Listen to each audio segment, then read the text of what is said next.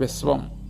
ఈ విశ్వం తన సృష్టితో పాటుగా అంతుచిక్కని ఎన్నో సందేహాలని మనకు పరిచయం చేసింది.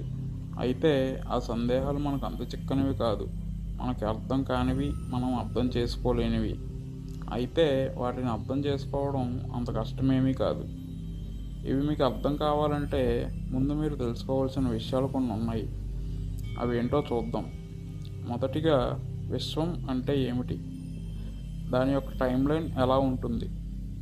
మనం మోడర్న్ టైం లైన్ ప్రకారం వారాలు, నెలలు మరియు సంవత్సరాల వరకు మాత్రమే లెక్కించగలం.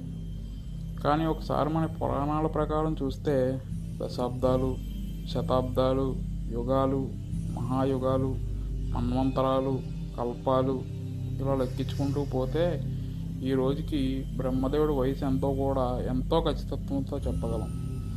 మరి ఇది మోడర్న్ సైన్స్ యొక్క వైఫల్యమా, లేదా మన వేదాలు మరియు పురాణాల యొక్క గొప్పతనమా?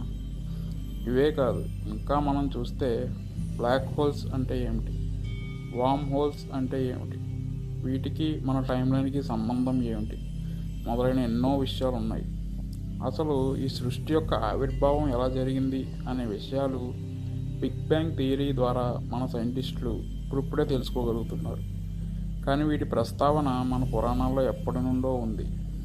మీ ఊహకు సైతం అందని ఇలాంటి మరెన్నో విషయాలు మీకు అర్థమయ్యేలా తెలియజేయడానికి ఈ చిన్న ప్రయత్నం.